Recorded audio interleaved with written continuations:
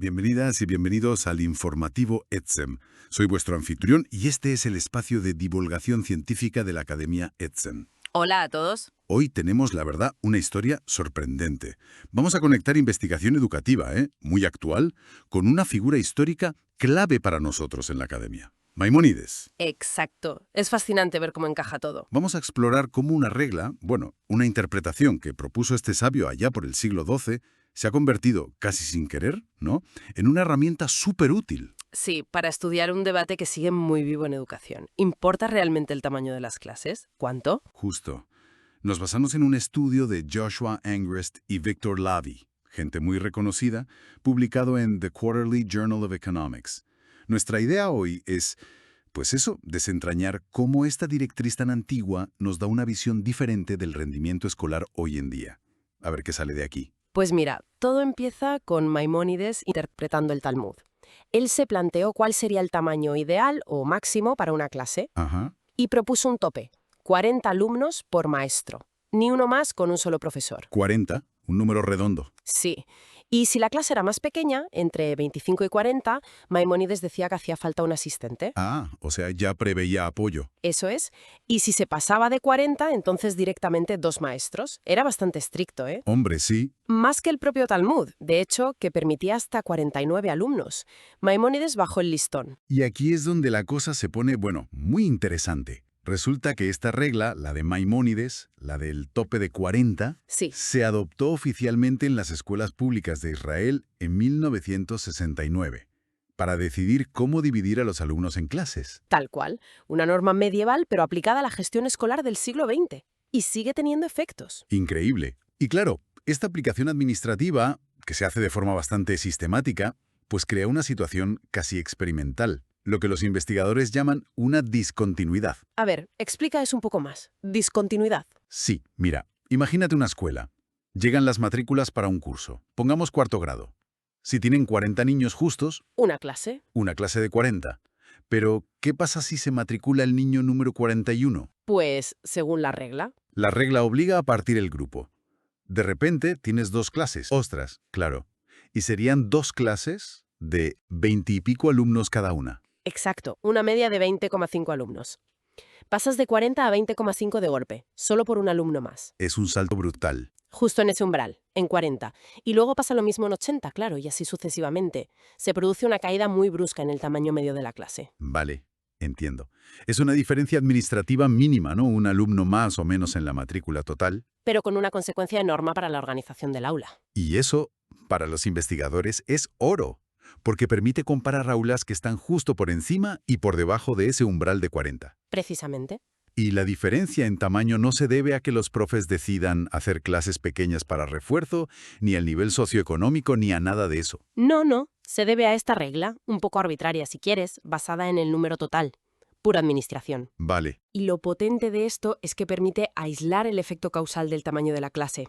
Angrist y Lavie, en su estudio, usaron esta discontinuidad, este salto, como lo que llaman una variable instrumental. Una variable instrumental. Suena técnico. Lo es un poco, pero la idea es sencilla.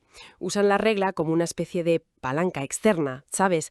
Algo que cambia el tamaño de la clase, pero que no está relacionado con otras cosas que podrían afectar a las notas de los niños. Como si la regla empujara a algunas escuelas a tener clases pequeñas y a otras no, de forma casi aleatoria en ese punto de corte. Justo, y así pueden ver el efecto del tamaño de la clase de forma más limpia, sin esos sesgos que normalmente te complican tanto estos estudios. ¿Y qué encontraron? ¿Funciona? ¿Las clases más pequeñas mejoran los resultados? Pues sí, descubrieron que reducir el tamaño de la clase gracias a esta variación que crea la regla de Maimónides producía un aumento importante y estadísticamente significativo en las notas. ¿En qué asignaturas o cursos? En los exámenes de matemáticas y de lectura, para alumnos de cuarto y quinto grado. Curiosamente, no vieron el mismo efecto tan claro en tercero, quizá por la edad o el tipo de aprendizaje. Interesante. Y esto es clave porque, como decíamos, medir el impacto real del tamaño de la clase es un quebradero de cabeza. Muchísimo. Normalmente las clases pequeñas pueden ser para niños con necesidades especiales, o estar en zonas más ricas o más pobres. Y todo eso confunde. No sabes si es el tamaño o lo demás. Correcto. Si pones a los alumnos con más dificultades juntos en una clase pequeña, a lo mejor sus resultados no son tan buenos, pero no por el tamaño de la clase. es por sus dificultades previas. Claro. Esta regla, al ser externa, ayuda a evitar ese problema. Es una ventana más clara al efecto real. Vale. ¿Y la regla se aplica siempre a rajatabla? Bueno, aquí hay que matizar. La realidad siempre es más compleja, ¿no? No se aplica de forma matemática y perfecta en el 100% de los casos. Hay excepciones, ajustes, Lógico. pero el tope de 40 sí es una restricción real y activa en muchas escuelas israelíes. Ujú. En los datos que usaron Angrist y Levy, como un 10% de las clases de su muestra tenían más de 38 alumnos.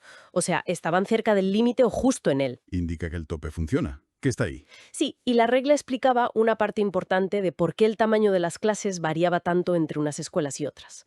No lo explicaba todo, pero sí una parte significativa. Entonces, resumiendo, tenemos una directriz pedagógica del siglo XII de Maimónides, una figura central para la Academia Ethen, ¿Correcto? que no solo sigue influyendo en la política educativa de un país hoy en día, sino que además le ha dado a los científicos sociales del siglo XXI una forma ingeniosa de investigar. Exacto.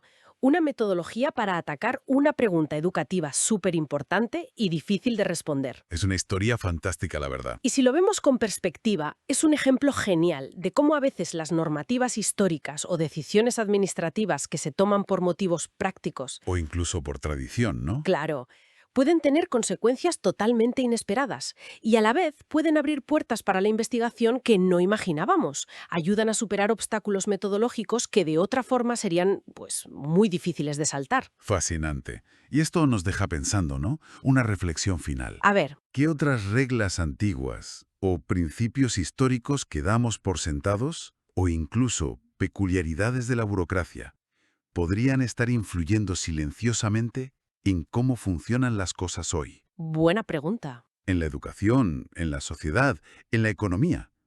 Y quizás, solo quizás, podrían tener claves inesperadas para entender mejor nuestro mundo. ¿Quién sabe qué otros efectos Maimónides podríamos encontrar si miramos bien? Ahí queda la pregunta. Para seguir explorando.